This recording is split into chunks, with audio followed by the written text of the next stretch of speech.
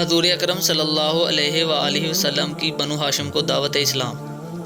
شروع میں رسول اللہ صلی اللہ علیہ وآلہ وسلم کی سرگرمیوں کا نوٹس نہ لیا گیا، لیکن رفتہ رفتہ اسلام قبول کرنے والوں کی تعداد میں اتنا اضافہ ہو گیا کہ اکابرین قریش کو آپ کی سرگرمیوں پر تشویش لاحق ہو گئی۔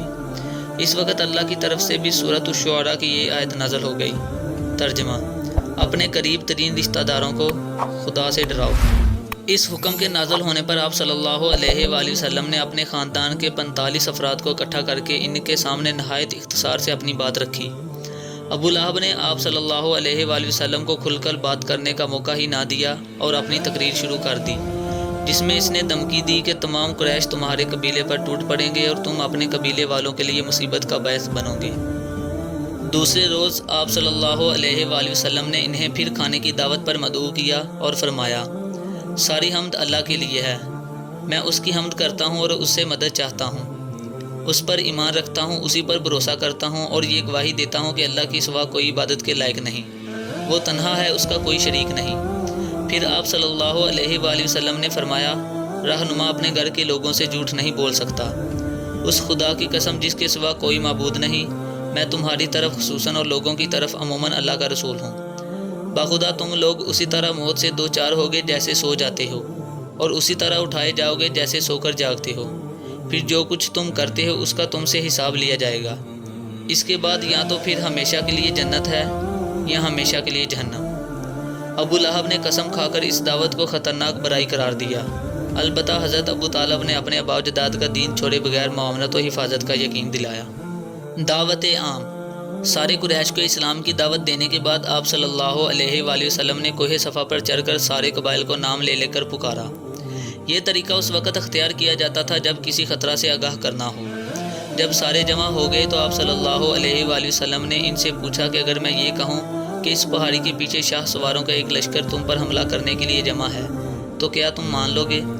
سب نے بیک زباں کہا کہ ہم ضرور مانیں گے، کیونکہ ہم نے آپ صلی اللہ علیہ وآلہ وسلم کو ہمیشہ سچ بولتے پایا ہے۔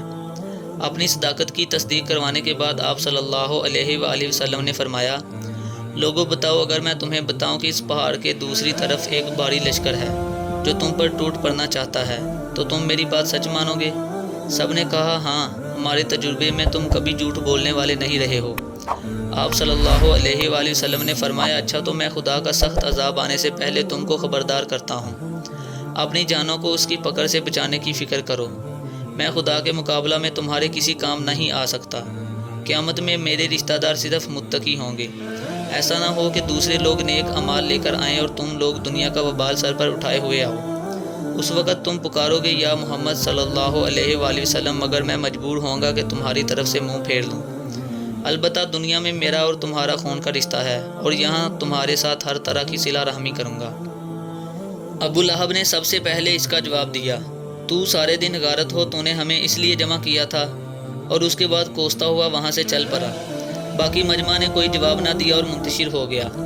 اس کے بعد یہ آیت نازل ہوئی: فاصدع بما تؤمر، یعنی آپ کو جو حکم ملا ہے اس کا کھلم کھلا بیان کرو۔ تو آپ صلی اللہ علیہ وآلہ وسلم نے نہ صرف بتوں کی بے بسی کی نشاندہی کی، بلکہ مشرکانہ معاشرہ کی سماجی اور اخلاقی برائیوں اور مضحکہ خیز عقائد کو بھی ہدف تنقید بنایا۔ قرآن پاک کے مؤثر انداز بیاں اور عقلی استدلال نے سوچنے سمجھنے والے ہر شخص کے دل میں ہلچل پیدا کر دی۔ چنانچہ ائمہ کفر نے اپنے مفادات کے تحفظ اور اپنے اقتدار کی حفاظت اور غلط رسوم و رواج کے دفاع کے لیے اسلام کی بھرپور مخالفت شروع کر دی۔ حضرت ابو طالب پر دباؤ۔ قریشی سرداروں نے یہ محسوس کرتے ہوئے کہ محمد صلی اللہ علیہ وآلہ وسلم کو حضرت ابو طالب کی سرپرستی حاصل ہے، اس لیے بنو ہاشم ہر صورت میں ان کا دفاع کریں گے، حضرت ابو طالب پر دباؤ ڈالنا شروع کر دیا۔ ایک قریشی وفد نے ان سے جا کر کہا کہ آپ کے بھتیجے نے ہمارے خداؤں کو برا بھلا کہا ہے، ہمارے دین پر نکتہ چینی کی ہے اور ہمارے آباء و اجداد کو گمراہ قرار دیا ہے، اس لیے یا تو اسے منع کر لیں یا اس کے اور ہمارے درمیان سے ہٹ جائیں، ہم اس سے خود نپٹ لیں گے۔ تاہم حضرت ابو طالب نے ان کا کوئی مطالبہ مانے بغیر نرم گفتگو کر کے انہیں واپس کر دیا۔